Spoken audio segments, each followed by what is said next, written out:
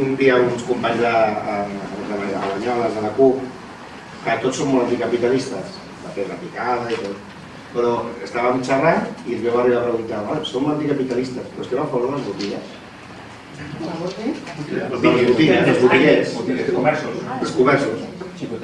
Clar, estàvem en contra del capital bancari, de la troika, no sé què, però no hi havia cap línia del programa ni cap acció sobre si defensàvem el botiguer, perquè clar, estàvem... És una mica aquesta idea. No has de deixar de ser anticapitalista genèric i ideològic i ben format, perquè això et farà poder explicar el que vols, però has de saber què defenses. I és evident que defenses repetir. La idea aquesta de que jo tinc una tesi que no sé si és certa, que crec que bona part de l'empenta inicial del procés independentista és el que jo anomeno independentisme ferroviari. A l'any, crec que era 2005, una cosa així, va haver una apagada de llum molt bèstia a Barcelona, a Maragall, a l'estació de Maragall. L'arribada de l'AVE a Barcelona hi havia uns forats que no arribava tant i després Rodalies, va haver una sèrie de crisi. I la burgesia es va reunir un acte demanant el control de l'aeroport. Tot això en poc temps. L'estat espanyol ni fu ni fa. Llavors, la percepció que les infraestructures no eren vitals per a algú que no hi viu, de les infraestructures, va calar d'una manera molt ràpida. Per això els trens és fonamental.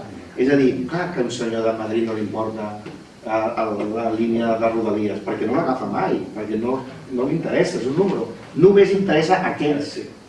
I és aquí, i és Sinn Féin, i és aquesta idea de que... I aquí hi ha una altra idea que també jo crec que és molt important. Ens hem equivocat d'això.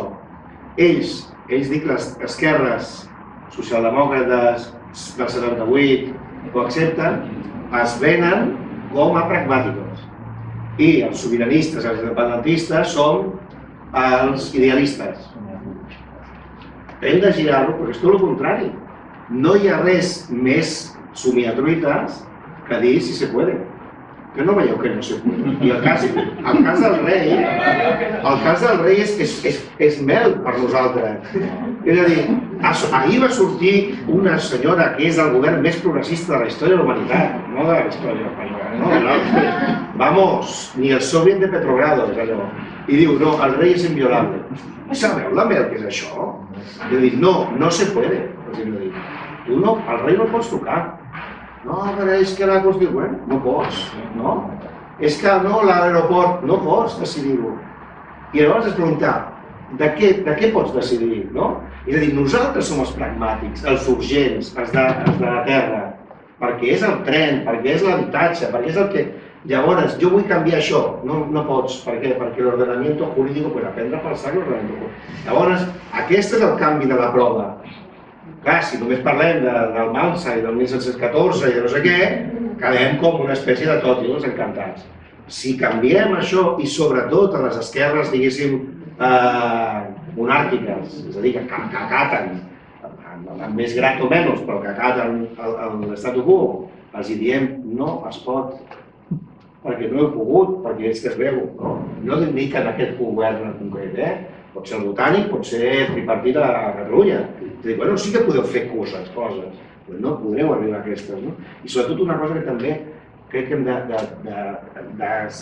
destapar sempre, qui pren aquesta decisió?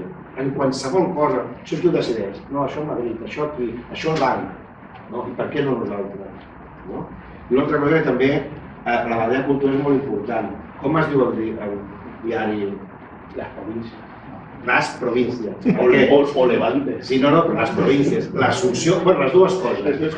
Perifèric. L'assumpció del provincialisme. Cosa que, per exemple, la Colau també diu, queremos ser cocapital. Per què? Perquè ja tenim una capital que no som nosaltres, no? La idea de provincialisme ha funcionat molt bé. No existeix la perifèria. Cada societat és el centre de si mateix. Sigui un poble, sigui el País Valencià, no som perifèria de res, som poble centrat, cadascú viu al centre de casa seva. I això quan ho explica, jo no soy perifèric, sí, perquè no. Jo, des de casa meva, la perifèria sempre és una altra.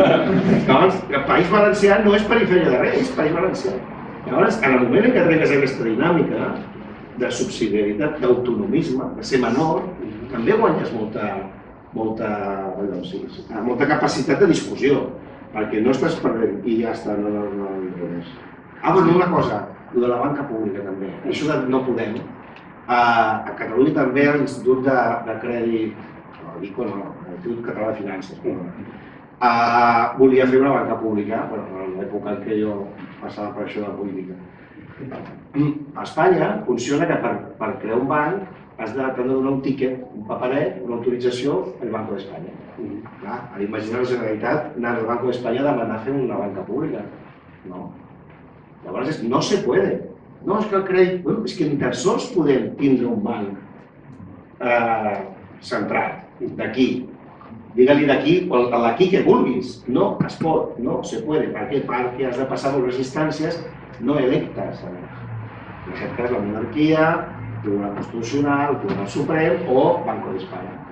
Llavors, el no podreu l'hem de contrastar amb el estem podent, diguéssim, amb els podrà que el sobiranisme ha d'exhibir. I és aquesta cosa de la concreció que jo entenc que és un canvi molt, sobretot per la gent més ideologitzada, però això no vol dir moderar-se, això ja acabo. És a dir, aquest gir cap als temes de la vida, dels temes concrets, reals, les manifestacions per coses puntuals, en cap cas vol dir moderar-se ideològicament. Al contrari, perquè, clar, també a vegades ja hi ha aquesta percepció. El moviment independentista durant molts anys era un moviment molt alegre. No menystinguem això. Alegre no vol dir naïf. És diferent. Alegre vol dir que, hòstia, treies allò, el rei, l'altre, i hi havia una possibilitat, obertes a possibilitats. La idea mateixa de trencar la legalitat, en general, ja engresca. Sobretot quan portes 10 anys de crisi, i sobretot si ets jove i no veus per on treure, la idea de cremar coses, metafòricament, perquè estic en contra de cremar containers. Quan els containers tenen família i tots, i pateixen, això ho sabem. El container sofre.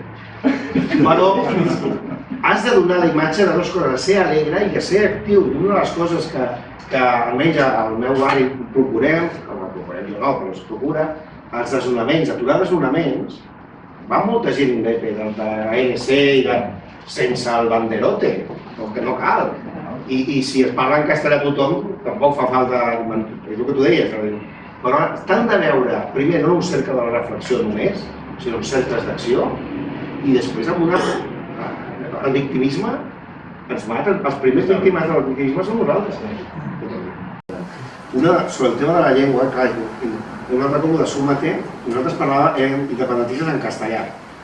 No vol dir que estiguéssim en contra que el català fos la llengua nacional i jo particularment la llengua de la república, això no vol dir res.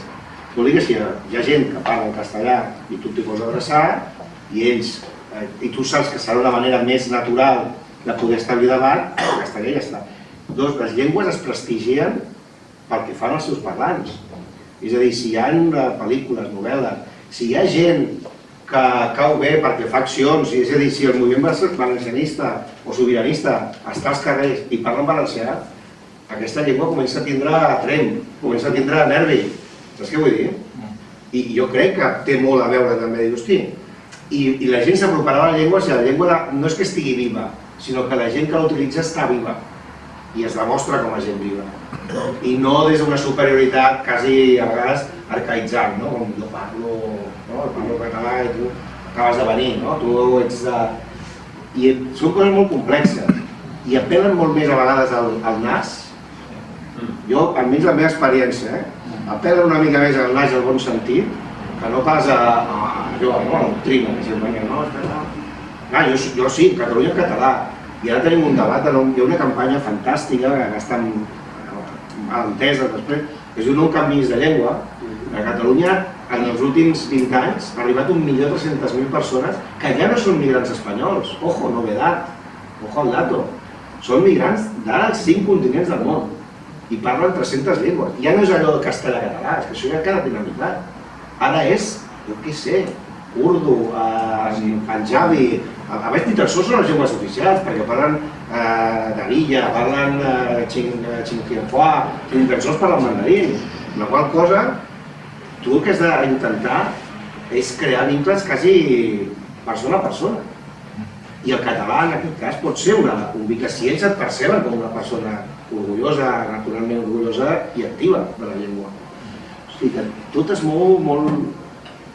És a dir, totes les doctrines sociolingüístiques i de crec que s'estan patant, tampoc sé en quin sentit. Segurament perdrem nosaltres, sempre la formem. I una cosa no quita l'altra. És a dir, no hem d'oblidar els furs, no, això no s'oblidar.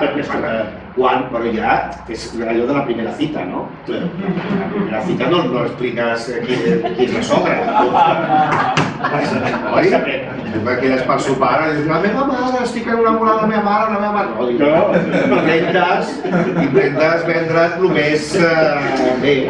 Doncs és el mateix, i esclar que volem una recuperació completa de la llengua, i esclar que reivindiquem, i esclar que si el diari és de les províncies perquè es va perdre la guerra de successió i això és inapel·lable, ara, a la primera cita no vagis parlant amb el Mansa per davant. No?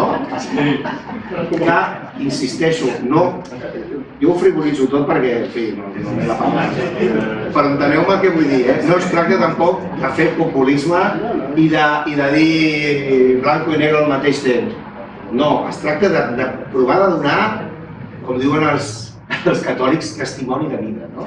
És allò de dir, hosti, és que és xulo, és que t'ho passes bé. No dic parlant valencià, t'ho passes bé pensant que sí que es pot, però sí que es pot.